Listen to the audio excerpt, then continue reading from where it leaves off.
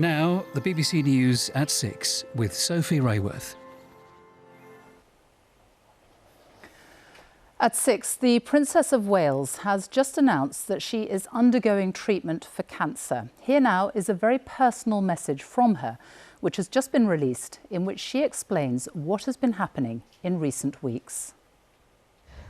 I wanted to take this opportunity to say thank you personally for all the wonderful messages of support and for your understanding whilst I've been recovering from surgery. It has been an incredibly tough couple of months for our entire family, but I've had a fantastic medical team who have taken great care of me, for which I'm so grateful. In January, I underwent major abdominal surgery in London, and at the time, it was thought that my condition was non-cancerous. The surgery was successful. However, tests after the operation found cancer had been present.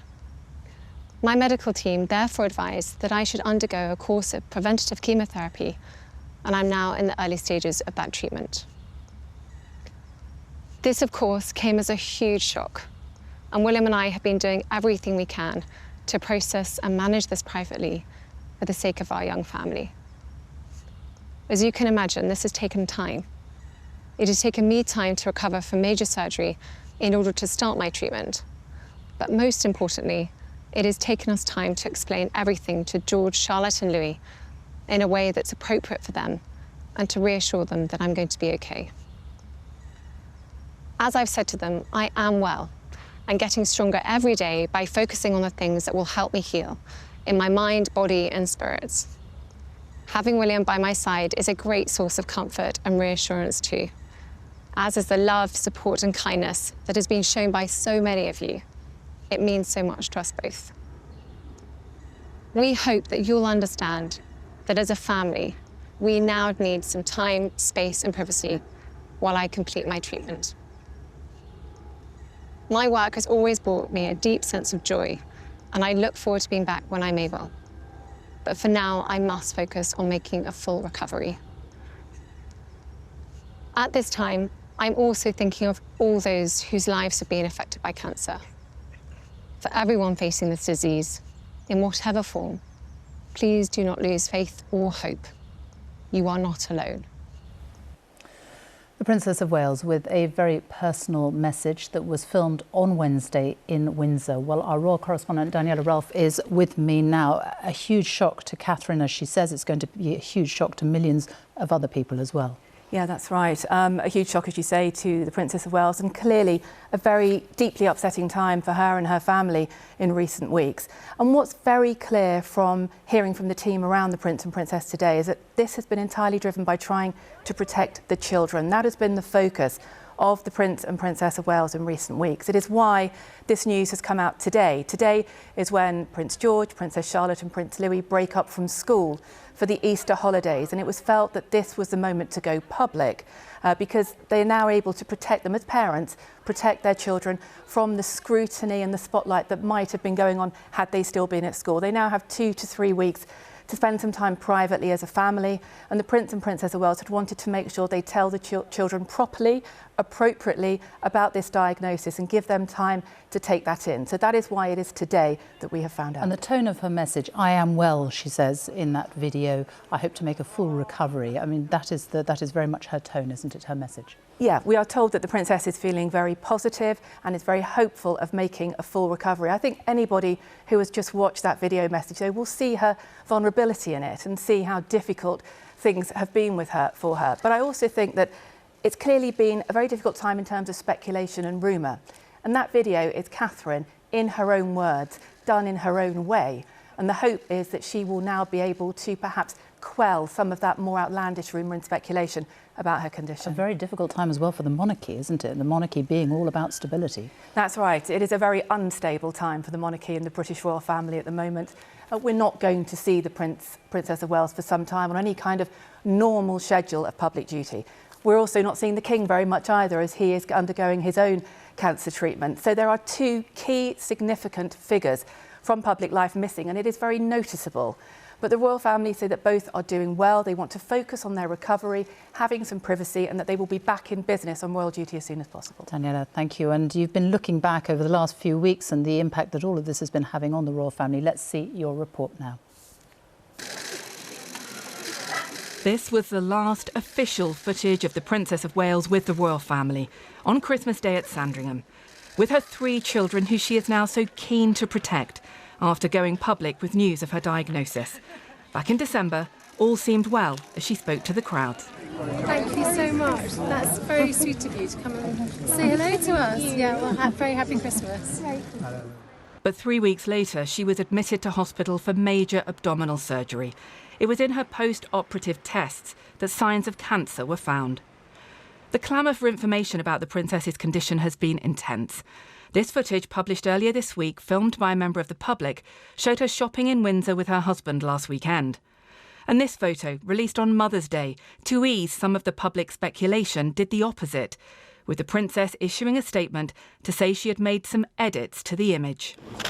A turning point appears to have been this Thanksgiving service in Windsor for King Constantine of Greece at the end of February. The rest of the royal family were there, but the Prince of Wales pulled out that morning, very suddenly, due to a personal matter. We now know this was around the time the princess was diagnosed and began her treatment. It has been an incredibly turbulent time for the family. The couple's priority has been to protect their children and ensure they have time to explain what's wrong to Prince George, Princess Charlotte and Prince Louis. They now hope the speculation and rumours will stop as they spend time privately as a family for the Easter holiday. The princess won't be back to a full programme of public duty for some time. We may see her occasionally, but only when her medical team have approved. For now, the Princess of Wales wants time, space and privacy to deal with her diagnosis and recovery. Daniela Ralph, BBC News. Well, let's talk to our medical editor, Fergus Walsh. Now, as with King Charles, we are being given very little information about what it exactly is that she's being treated for. But from the few details we have, what more can you tell us? Okay, well, Sophie, we are not being told what type of cancer this is, nor what stage it was caught at. Now, both of those are crucial factors, and I'm not going to speculate on either of those, but the tone of the Princess of Wales statement is very positive in terms of recovery. What we have been told is that the cancer was found after she had this successful abdominal surgery, and it was discovered once the post-operative tests have been completed and the results have been reviewed. Now, she is now undergoing a course of what she described as preventative chemotherapy. That began late last month.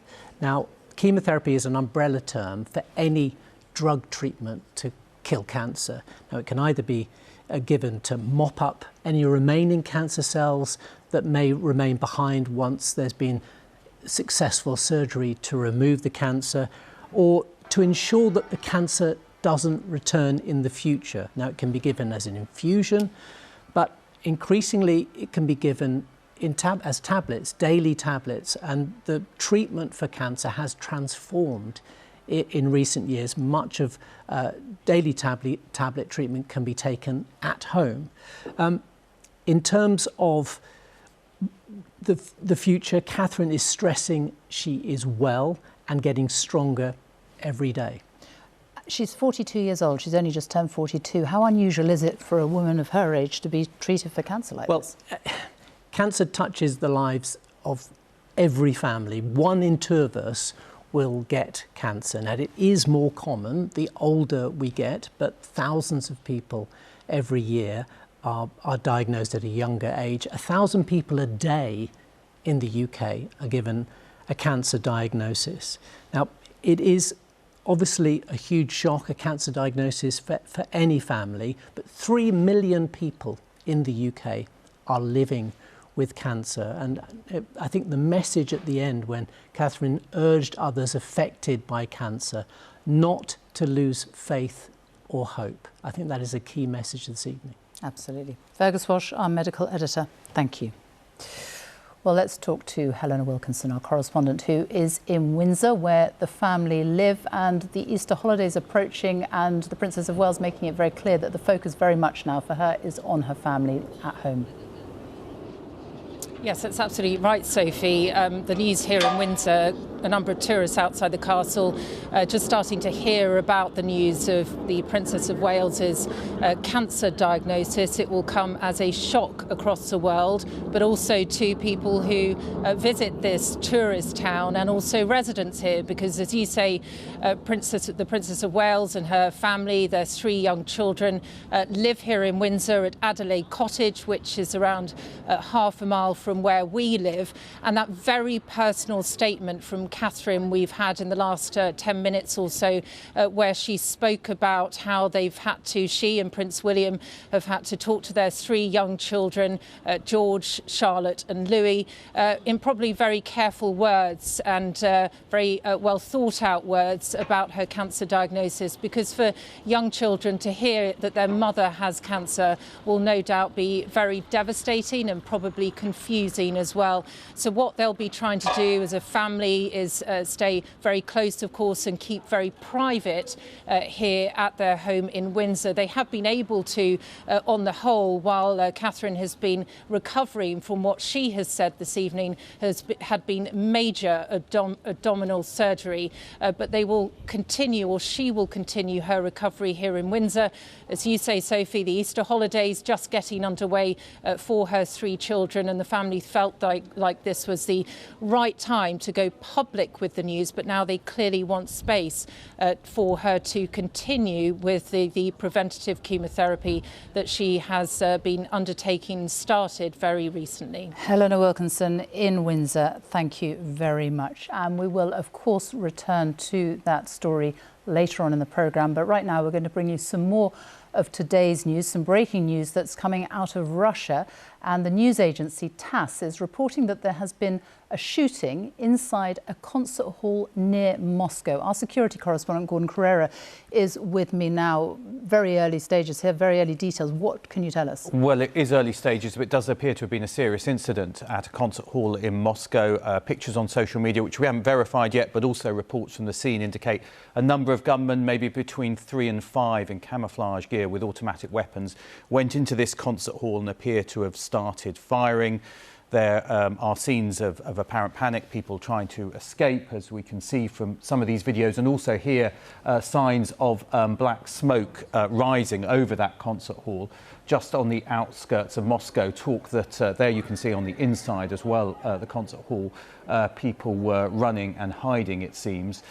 Possible that those gunmen also threw some kind of incendiary bomb which might have started that fire, and you can hear some of the gunfire and see some of the panic from people at what was going on. Now, we don't know yet who was involved, who was behind this attack. It is worth saying that a couple of weeks ago, the US Embassy in Moscow actually issued a warning to its citizens saying there were concerns, there was some kind of intelligence about extremist attacks, and warning people to avoid crowded places, including concerts. So it may have been that there was some kind of concern about this in recent weeks, about some kind of attack, but as I said, we don't know yet who is behind this or how serious it is, but Russian officials are suggesting there were a number of casualties. OK, well, as we were saying, it's an ongoing situation, and we will also come back to that as we get more information later on in the programme. Gordon, for now, thank you. Israel's Prime Minister Benjamin Netanyahu has been meeting the US Secretary of State Antony Blinken in Tel Aviv as part of his latest efforts to secure a ceasefire in Gaza. Our Middle East correspondent Lucy Williamson is in Jerusalem, and do we know how that meeting has gone? Well, it's no secret that Israel does not have an easy relationship at the moment with its closest ally. The two countries have disagreed on Israel's military tactics in Gaza, on aid deliveries, on who should run Gaza after the war, and they're also disagreeing very forcefully and very publicly on Israel's planned military operation into the refugee town of Rafah. And you saw that here today, Antony Blinken saying as he left that a major military ground operation in Rafah was not the way to secure Israel's long-term security. It risks killing more civilians, wreaking havoc with humanitarian aid. Benjamin Netanyahu released his own video, separate video, responding to the discussions, saying there was no other way to defeat Hamas except by going into Rafah. And he said that he told Mr. Blinken that while he hoped to do it with the support of the Americans, if we have to, he said, we'll do it alone. And of course, all this is against the backdrop of talks that are still not achieving any kind of breakthrough, and a US draft resolution at the United Nations today calling for a ceasefire that was vetoed by Russia and China. Lucy Williamson with the latest there. Thank you. Let's look now at some of the other news today. And West Yorkshire Police say they've launched an investigation into allegedly racist comments made by the Conservative Party donor Frank Hester. Mr. Hester, who's given £10 million to the Conservative Party, is reported to have said that the MP Diane Abbott made him want to hate all black women and that she should be shot. The largest outstanding student debt in the UK is more than £230,000. Data released by the student loans company to the BBC shows graduates in England leave university with average debts of nearly £45,000. The organisation Save the Student called the figures truly eye-watering. The pub chain Wetherspoons has reported an 8-fold jump in profits in the first 6 months of the financial year. Pre-tax profits rose from £4.6 million to £36 million. The Wetherspoons founder, Tim Martin, said the post-pandemic recovery had been a slow 3-year slog. Rishi Sunak has launched the Conservative Party's English local election campaign in Derbyshire.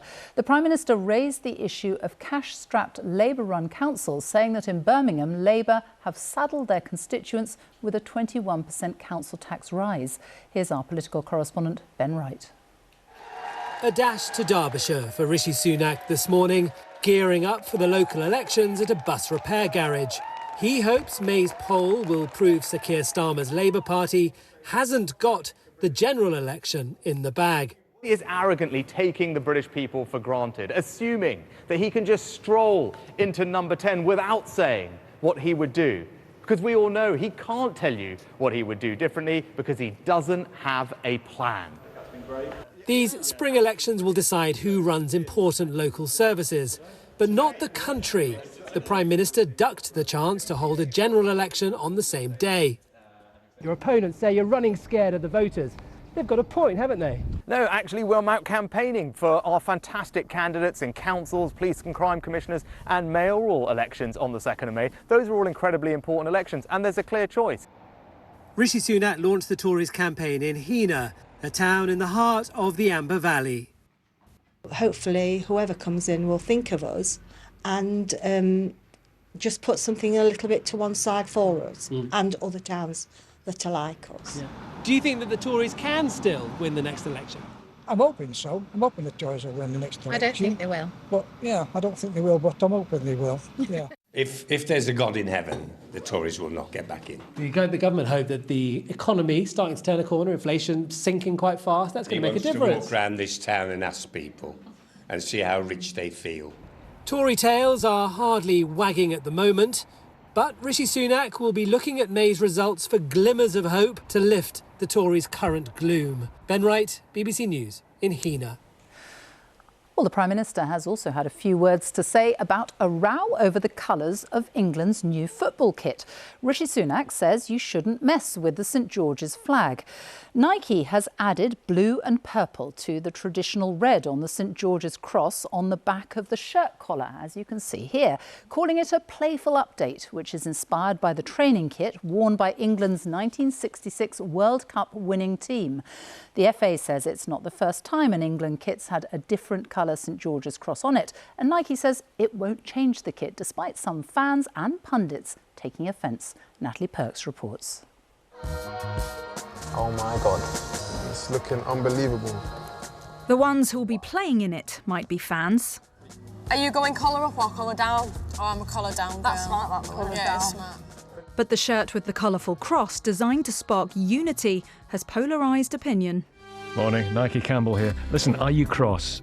It's gross. It's just a symbol of corporate culture that we have in this country now. Please, Nike, if you're listening, make it pink with yellow dots so it represents Mr. Blobby, because at the moment it doesn't represent anything. Even our senior politicians are weighing in. Obviously, I prefer the original, and my general view is that when it comes to our national flags, we shouldn't mess with them because they're a source of pride, identity, who we are, and they're perfect as they are. The flag is used by everybody. It is a unified, it doesn't need to be changed. We just need to be proud of it. So I think they should just reconsider this and change it back. Well, here it is, all 125 quid's worth of it. Now, Nike have called this a playful update to disrupt history and say that these colours were inspired by the '66 training kit worn by England's World Cup winners. But some believe the FA must have known that changing these colours would provoke some anger. My instinct at this moment in time would have been to counsel against it purely on the basis of the emotional reaction that you're likely to get, particularly in this day and age of social media. However, I must say that I think the kit as an overall is a really, really good England kit. This isn't the first time the cross has changed colour on an England shirt. Most recently, in 2012, the kit featured red, green, blue and purple crosses, only without the outrage. I think there's a different conversation to be had, where you're going to change the lines, because that's what England is. And I remember when I started seeing it on television, and I think, well, why are they changing the cross? Why are they changing the cross? And then I thought, I didn't even know there was a cross on the shirt. So for me, I think it's much to do about nothing. The controversy didn't bother England's under-21s today as they beat Azerbaijan wearing the shirt. A chance here for Elliott, who's in, and England are ahead. Goalscorer Harvey Elliott preferred his collar up. Nike says it was never its intention to offend, and the FA says it understands what the flag means to England fans and that it will be displayed prominently at Wembley tomorrow, as it always is when the senior team wear the shirt for the first time against Brazil. Natalie Perks, BBC News. Well, let's go back to Moscow now, and there's been a shooting in a concert hall there. Our Russia editor Steve Rosenberg can join us now with more information. What more can you tell us, Steve? Well, this is very much a developing story. It's still going on. This is what we know so far, that this evening a number of gunmen burst into a concert hall in Moscow, between 2 and 5 armed men, and began shooting. We don't have any official casualty figures yet, but there are reports that at least 12 people have been killed. The building itself is now on fire, and again, reports suggest that dozens of people are still inside the building, a building that is on fire. 50 ambulances have been called to the scene. So very serious incident indeed happening right now. We believe that possibly a number of the gunmen may have barricaded themselves inside the building. That's being checked. And as I say, no official figures yet as to how many people have been killed in this. Steve Rosenberg, our Russia editor there, thank you. And of course, you can keep across that story throughout the evening here at BBC News on BBC News Online. Now, let's go back to our other main story tonight, and the Princess of Wales has announced that she is undergoing treatment for cancer. It has been a turbulent few months now for the royal family, and the vacuum of information had led to frenzied speculation about what had been happening to the Prince and Princess of Wales. David Sillito reports.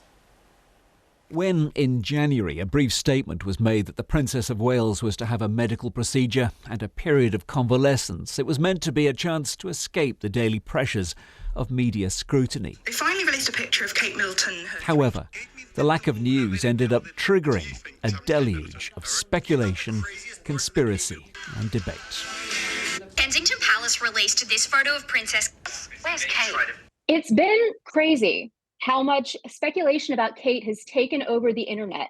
You're seeing it all across the world. You're even seeing people who don't normally pay attention to the royal family getting involved in speculating and throwing theories around. You're also seeing a lot of jokes and a lot of memes. But within that, there is a core group of people, and it's a growing group of people who are genuinely concerned about Kate and her health. On TikTok, the running total of views of videos about the Princess of Wales has now topped 14 billion. It's a beautiful shot of a mom and 3 happy kids. One of the drivers of this interest is this photo that was revealed to have been digitally altered. There was a personal apology, but it triggered another storm of media interest from around the world. And even when footage emerged of the royal couple at a farm shop in Windsor, there were still many wondering if this was digital trickery or a body double. Rumours also circulated that the BBC was about to make an announcement. BBC News knew nothing, but BBC Studios, the corporation's separate production arm, did. They were filming today's royal statement. The BBC today said BBC Studios filmed a message from the Princess of Wales at Windsor this week. We would like to wish Her Royal Highness a speedy recovery. There was also an assurance there are no edits in the video. Has become the latest. Relentless interest, both from the press and the public, is always going to be part of royal life. But these last few weeks have been on a different level. A reminder that in an age of social media, the less that's said publicly may only increase the level of conversation online. David Sillito, BBC News. Our home editor, Mark Easton, is at Kensington Palace. Mark, let's look at the bigger picture of all this, because the monarchy is all about stability, and yet we have the king being treated for cancer. The wife of the heir to the throne is also being treated as well. These are turbulent times right now for the monarchy. Well, I think Catherine's illness, her absence from frontline royal duties, is a huge blow for the palace. The slimmed-down monarchy now looks dangerously stretched. The king, as you say, unable to do quite a lot of the public duties he would have been expected to fulfil. Prince William, well, he said he will return to royal duties in the middle of next month when the children go back to school. But he will, of course, want to spend considerable time with his wife and be around for George, for Charlotte and for Louis. Of course, the Sussexes, Harry and Meghan, and for different reasons, Prince Andrew, are no longer working royals. Queen Camilla, now she has stepped in on a number of occasions for the king since his cancer diagnosis, but at 76 years old, the palace, I think, will not want to add to her workload. When you look at the average age of the working royals without Kate, it is now 72 years old. So I think we can expect the palace to look at pruning some of the planned engagements and visits that they were hoping to do. But undoubtedly the UK monarchy is weaker without Catherine around, with a king who is unwell and a family riven by scandal and quarrel. Goodness, they are going to miss her. Mark Easton, thank you. Well, let's go to Westminster. Our Deputy Political Editor, Vicky Young, is there, and we have been getting some reaction from political leaders to this news.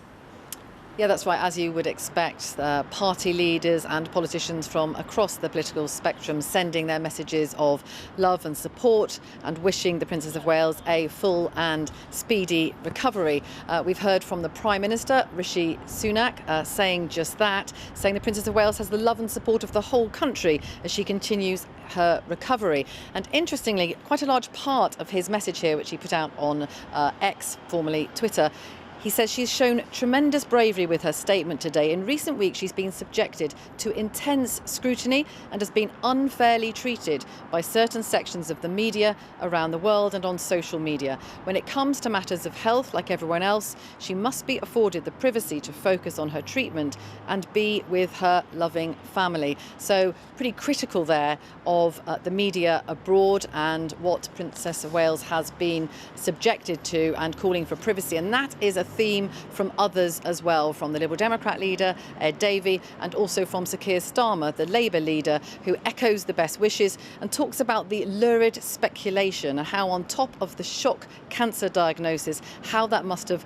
added to the stress. And he too says, although of course as public figures in the royal family, he says they are entitled to their privacy at this time, particularly because there are young children.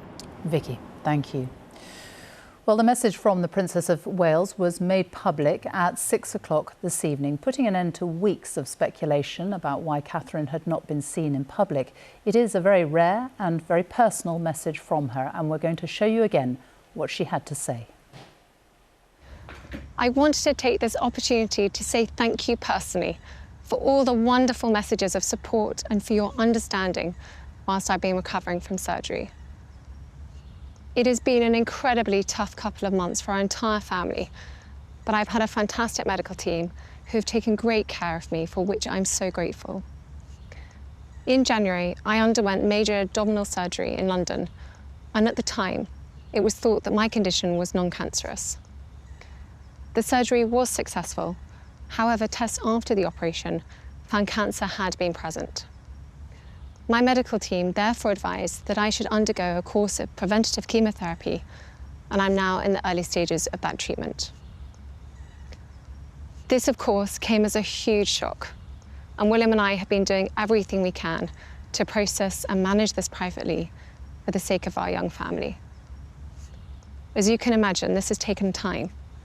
It has taken me time to recover from major surgery in order to start my treatment. But most importantly, it has taken us time to explain everything to George, Charlotte and Louis in a way that's appropriate for them and to reassure them that I'm going to be okay. As I've said to them, I am well and getting stronger every day by focusing on the things that will help me heal in my mind, body and spirits. Having William by my side is a great source of comfort and reassurance too, as is the love, support and kindness that has been shown by so many of you. It means so much to us both. We hope that you'll understand that as a family, we now need some time, space and privacy while I complete my treatment. My work has always brought me a deep sense of joy, and I look forward to being back when I'm able. But for now, I must focus on making a full recovery. At this time, I'm also thinking of all those whose lives have been affected by cancer.